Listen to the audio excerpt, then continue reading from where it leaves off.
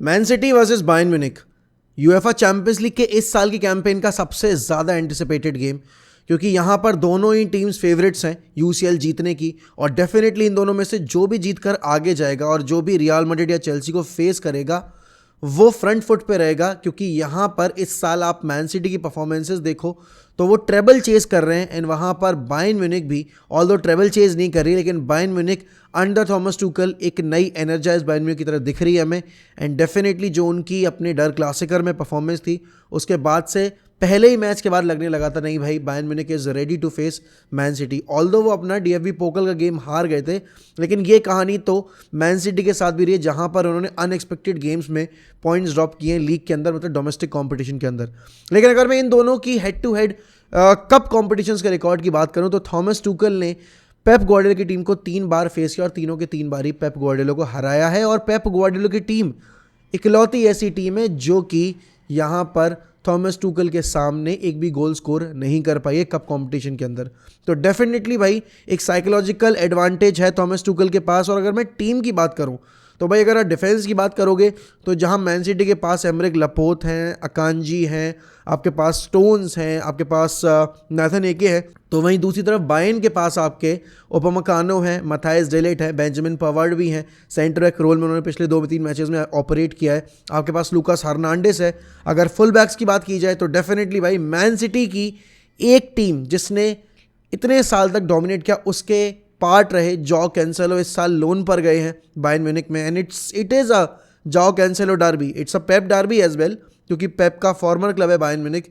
And Pep ने Barca छोड़ने के बाद ना चैंपियंस लीग पे अपने हाथ वापस से काबिज नहीं किए। और जहां लग रहा था कि भाई बायर्न की वो टीम जो डोमेस्टिकली इतना डोमिनेट कर रही थी बाकी सारे क्लब्स को, क्या वो चैंपियंस लीग जीत पाएगी? Pep came very close, he reached into the semifinals but he couldn't go beyond that.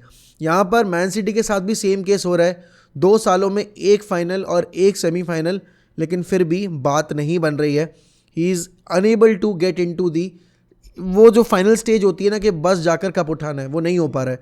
But this could be the actual year जहाँ पर मैन सिटी जीत सकती है, क्योंकि अगर आप मैड्रिड की इस साल की परफॉर्मेंसेस देखो तो उतनी कन्विंसिंग नहीं रही हैं। चेल्सी डेफिनेटली में उस स्टेज पर ही नहीं है जहाँ पर वो अपने आप को एक तरीके से कंटेंडर के तौर पर रख भी पाए सामने। एंड हाँ, अगर बायर्न म्यूनिख को आज मैन सिटी हराती है और एडवांटेज लेकर जाती है यहाँ पर एलियांज अरीना में, तो एक बहुत अलग सी कहानी हमें इस साल देखने को मिल सकती है। क्योंकि जो दूसरा ब्रैकेट है आपका वो कंपैरेटिवली काफ़ी इजी है। अगर नेपोली पहुँचती भी है तो नेपोली के पास एक्सपीरियंस नहीं है चैंपियंस लीग के इन स्टेजेस में परफॉर्म करने का। वहीं मैन सिटी जो है आपकी लगातार पिछले 4-5 साल से उस लेवल पे परफॉर्म कर रही है, बट हाँ उनका लक जो है वो नहीं काम करता उनके साथ। एंड डेफिनेटली अगर यहाँ पर वो बायर्न को हरा देते हैं और अगर मैड्रिड वैसा खेलेगी जैसा वो इस सीज़न में हेयर एंड देयर खेलते आ रहे हैं, तो कहीं ना कहीं मैन सिटी के लिए इस साल का चैंपियंस लीग जीतना पॉसिबल हो पाएगा।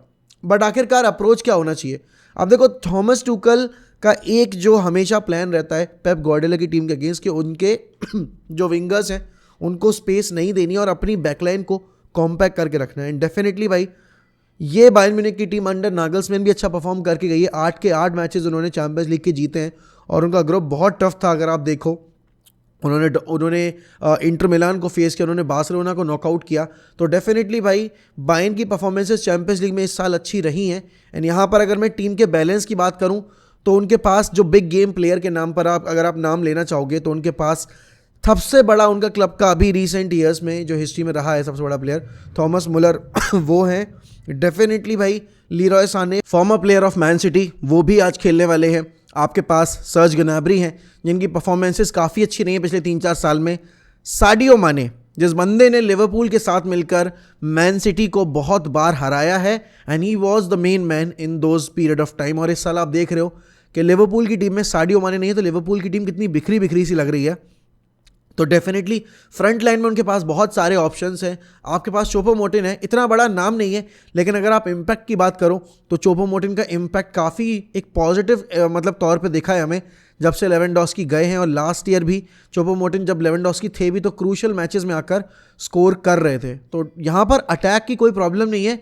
एक बैक ऑफ द माइंड थोड़ा सा रहेगा कॉशियसनेस बायर्न के मन में कि हमें जोशुआ किमिक को नहीं लेने देना येलो कार्ड, क्योंकि अगर किमिक यहाँ से येलो कार्ड लेते हैं तो वो अगले राउंड जो उनका रिटर्न लेग होगा एलियांज अरीना पे, उसमें किमिक को मिस कर सकते हैं, क्योंकि किमिक को एक और कार्ड मिला अगर, Kimmich will be suspended for the next game.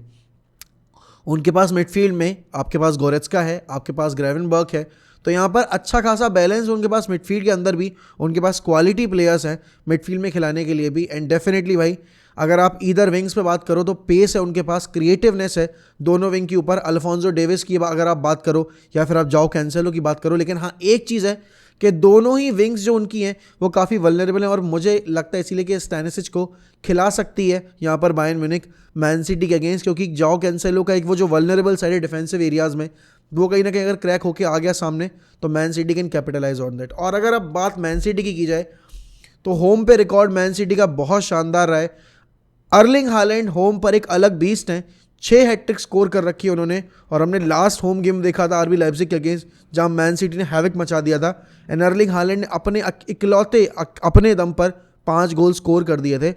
तो डेफिनेटली भाई अटैक की अगर बात की जाए, आपके पास अल्वारेज है, आपके पास अर्लिंग हालैंड है, नंबर 9 पोजीशन पे 2 वर्ल्ड क्लास प्लेयर्स जो कि आपको एक अलग लेवल का कॉन्फिडेंस देते हैं जब आप किसी भी बड़े गेम में जा रहे हो।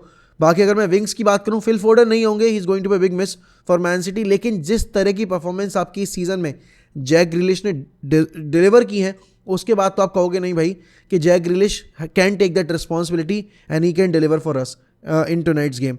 यहाँ पर अगर मैं राइट विंग की बात करूँ, आपके पास रियाद मारेज हैं, आपके पास बर्नार्डो सिल्वा भी एज एन ऑप्शन है, तो डेफिनेटली वहाँ भी आपके पास एक मल्टी ऑप्शन एक पैकेज आपके पास रखा हुआ है राइट विंग के तौर पर भी। एंड मिडफील्ड की अगर बात की जाए तो भाई मिडफील्ड तो सिटी की वर्ल्ड क्लास है ही।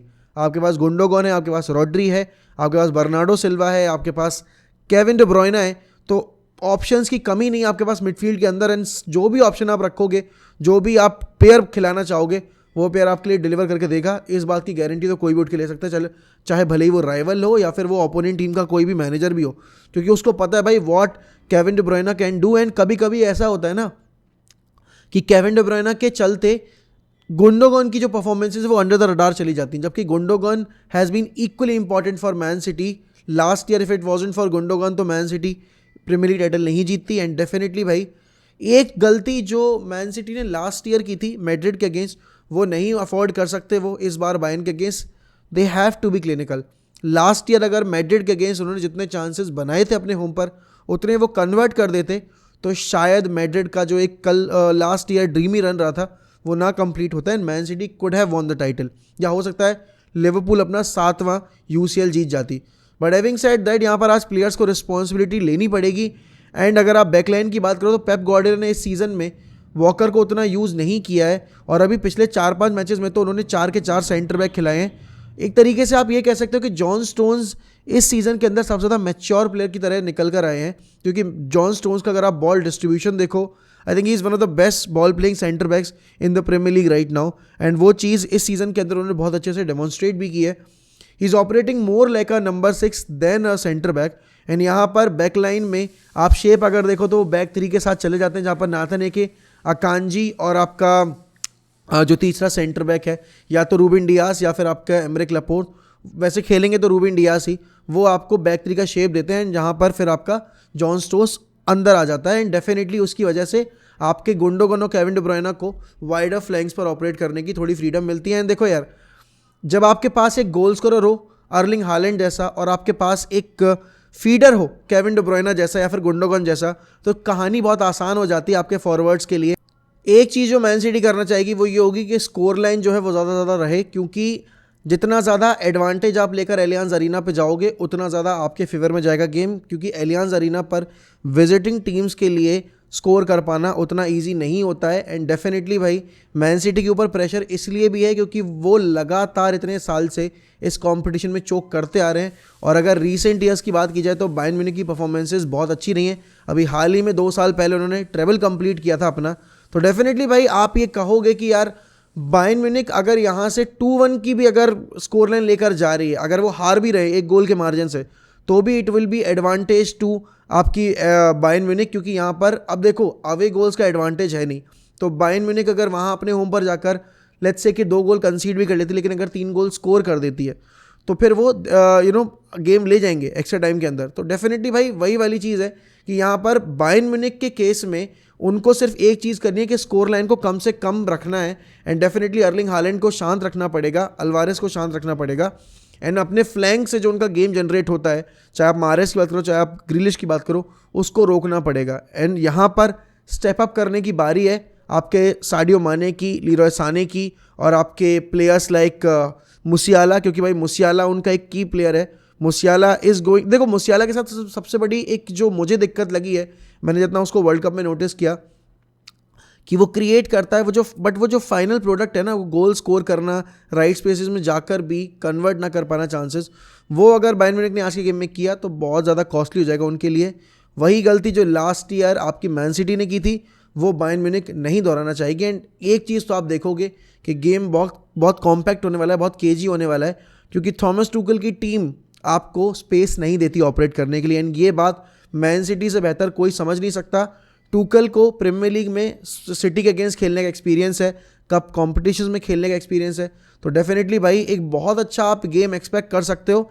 एंड डेफिनेटली यहाँ पर मिडफील्ड जो है ना, जो भी मिडफील्ड की बैटल जीतेगा वो आपका गेम लेकर जाएगा, क्योंकि यहाँ पर दोनों टीम के पास वर्ल्ड क्लास मिडफील्ड है। अगर उनके पास किमिक है तो इनके पास रॉड्री, अगर इनके पास गुंडोगन है तो उनके पास गोरेत्स्का है, अगर इनके पास केविन डे ब्रुयने है तो उनके पास मुसियाला है। ऑल्दो केविन डे ब्रुयने को मुसियाला से कंपेयर करना बहुत इलॉजिकल है, लेकिन अगर मैं क्रिएटिवनेस की बात करूं तो मुसियाला has that pedigree in him, जो कि वो करके दिखा रहा है पिछले 2 साल में। एंड डेफिनेटली अगर विंग की बात की जाए तो आपके पास लीरॉय साने है, सर्ज ग्नैब्री, उधर आपके पास माने है। एंड यहाँ पर अगर आप फ्रंट लाइन की बात करो तो अर्लिंग हालैंड है। यहाँ पर चोपोमोटिंग तो कंपेयर नहीं कर सकता मैं, लेकिन हाँ अर्लिंग हालैंड का एक रिकॉर्ड रहा है कि उन्होंने 7 बारी फेस किया है बायर्न म्यूनिख को as a Dortmund player, and 7 के 7 बारी has ended up in losing the game. 5 goal score किए हैं, लेकिन एक भी वो गोल कंट्रीब्यूशन विक्ट्री में नहीं आया। तो ये पहली बार होगा जब बायर्न म्यूनिख को फेस करेंगे वो as a non Dortmund player. लेकिन क्या इस बार फाइनली अर्लिंग हालैंड को अपनी पहली विक्ट्री मिलेगी बायर्न म्यूनिख के अगेंस्ट या नहीं, वो तो मैं रात में पता चलेगा। जुड़ना मत भूलेगा हमारे साथ वॉच अलोंग पर आज के इस मेगा गेम के लिए, वहाँ बैठकर साथ में देखेंगे मैच पूरा एंड एंजॉय करेंगे। अगर आप चैनल पर नए हैं तो don't forget to subscribe to 1MEFC। मिलते हैं अगली वीडियो में, तब तक के लिए goodbye, take care, sayonara.